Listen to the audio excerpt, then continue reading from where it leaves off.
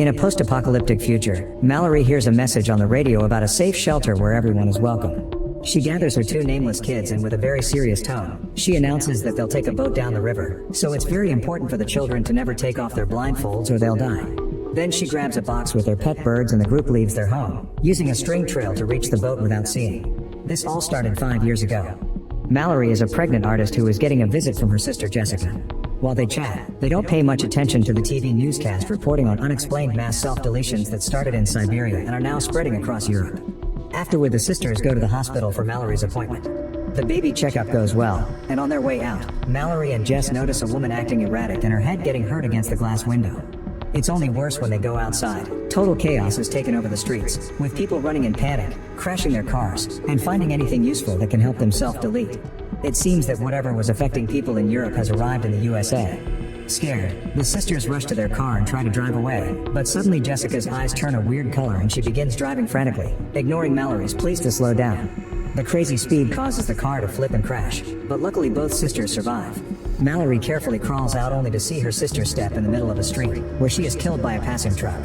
Upset and panicking, Mallory begins running with the crowd, which is getting more chaotic and scared by the second as cars start to explode around them. When Mallory is pushed down by the crowd, a woman comes out of the house to help her while ignoring her husband Douglas' objections. But before she can reach Mallory, the woman suddenly goes into a trance.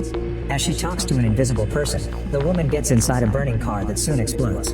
Then a man named Tom helps Mallory up and brings her to the house, where Douglas refuses to open the door. However, the house owner Greg decides to help and lets them in together with other survivors. Everyone starts sharing their theories about what is going on, like demons or the end of the world, but nobody has a proven explanation. Only one thing is for sure, looking at the entity forces people to self-delete.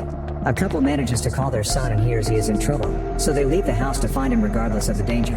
The TV newscast also shows that the phenomenon is spreading through the whole world, but soon all signals go out so there's no more programming or phone calls. Then the remaining survivors decide to cover all the windows to prevent anyone from looking outside. In present day, Mallory and the kids have been on the river for 6 hours. She never stops making attempts to contact people over the radio and keeps everyone covered with a blanket. She also regularly checks on the birds in the box. When the birds start getting nervous, Mallory can hear the entity whispering her name and tries her best to ignore it. Back in the past, the group suddenly hears a knock. It's a survivor called Olympia, who begs for help because she's pregnant. Douglas is against letting more people in, but Mallory calls him heartless and they decide to let her in. Mallory grabs a rifle just in case and everyone closes their eyes until they're sure Olympia is harmless. Afterward, Greg volunteers to investigate the situation by watching the outside through his security cameras. The others tie him up to the chair in front of the monitors, then leave him alone. Greg concentrates to avoid looking away, and after a few minutes of nothing, his expression changes. The group hears a weird sound coming from the room and rushes inside to discover Greg fell and smashed his head, instantly dying. The others immediately destroy the screen. Later that night, Mallory can't sleep and walks around the house, hearing another weird sound. However, it turns out to be Lucy and Felix getting busy together. In the present, Mallory and the children have been on the river for 14 hours when she suddenly hears a man's voice tell her to take the blindfold off because it's safe and even promising food. Mallory tells the kids not to do it and takes out her gun to fire blindly, but all her shots miss and the man jumps on the boat to attack them while the birds start making lots of noise. The man tries to take her blindfold off, insisting the entity is beautiful, but Mallory fights him off and after lots of struggle, she manages to kill him with a machete. Back in the past, the group is starting to run out of food, and it's clear by now that help won't be coming. Mallory, Tom, Douglas, Lucy, and Charlie volunteer to go to the supermarket, hoping there's safety in numbers. They paint and cover the windows to avoid even glancing outside and then use the GPS to guide them through the streets, where they keep bumping against abandoned cars and dozens of dead bodies. As they drive around every obstacle, the GPS detects something surrounding the car. They can see a shadow shaking the car with a whooshing sound, so they begin driving faster in panic. The noises and the shaking get worse by the second, but eventually the GPS announces they have made it to the supermarket, so they rush inside and don't take the blindfolds off until they have covered all the windows. The group splits and starts gathering all kinds of supplies like food but also things for the babies. Mallory finds some birds and decides to take them as well. Douglas thinks they should stay here, but Mallory scolds him and points out it would be heartless to abandon those in the house. Suddenly the group hears someone knocking on a door and Charlie recognizes a familiar voice. It's his coworker, who accidentally got stuck in the freezer and is begging to be let out. The group isn't sure if trusting him and opens the door just a little bit to check, causing the birds to go crazy and confirm the man is actually the entity trying to trick them. The man begins yelling the entity should be seen and pushes the door, so Charlie tackles him to send him back into the fridge, allowing the others to lock it again. Then blood begins coming out from under the door, confirming Charlie is dead. The group leaves while still hearing the guy's voice begging for freedom. That night in the house, the group hears what sounds like a car being driven away, so they rush into the garage, only to discover that Lucy and Felix have gone away with their only vehicle. In the present, Mallory finally takes a break after 24 hours of non-stop rowing.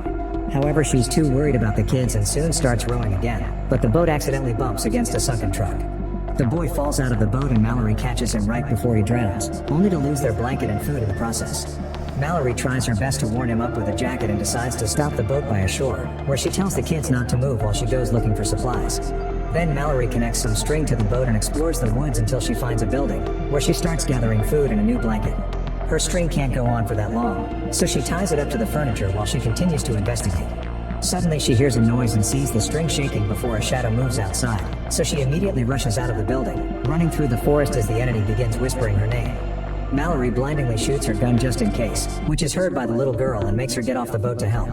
Fortunately, Mallory moves fast and reaches the child before the entity does, so she drags her back into the boat and yells at her for disobeying her, reminding both kids to leave Mallory behind and save themselves if things get too dangerous.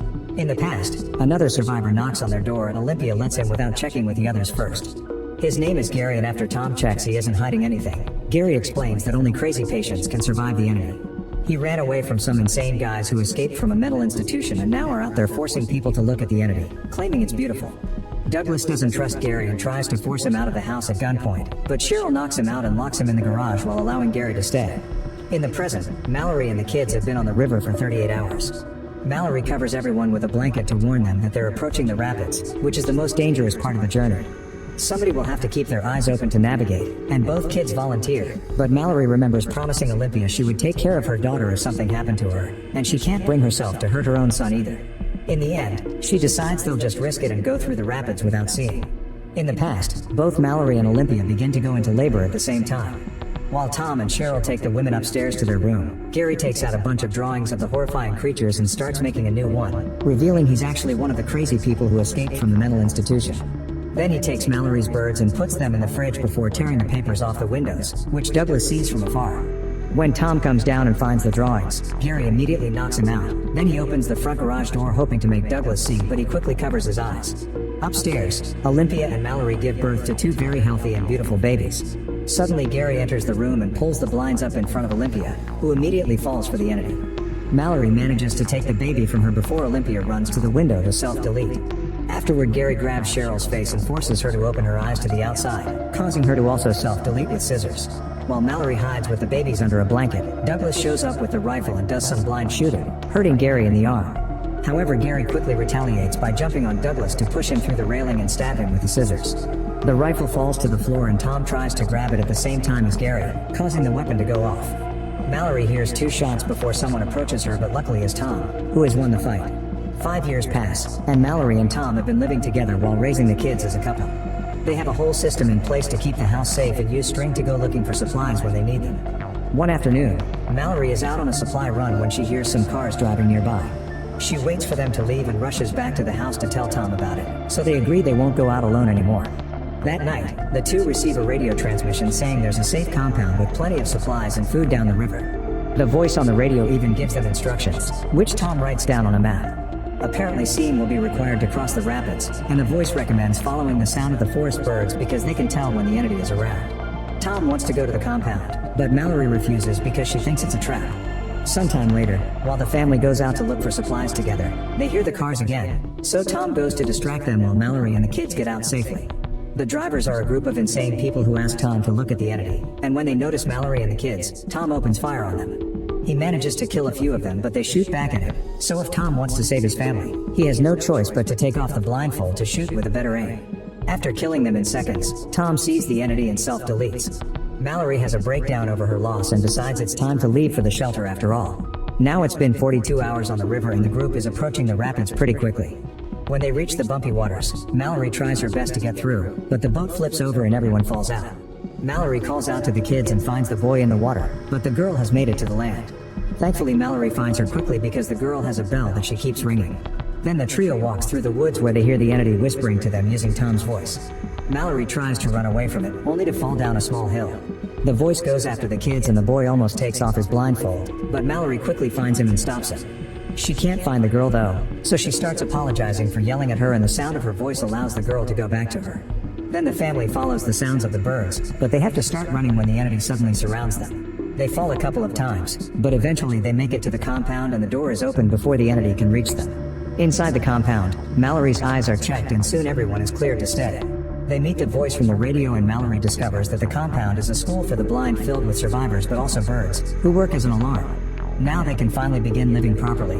Mallory decides to name the kids. The girl is called Olympia after her mother, and the boy is named after Tom. Then Mallory opens her box and frees the birds to be with the others in the sanctuary. Make sure to subscribe and turn on notifications so you can watch more videos like this. Thanks for watching.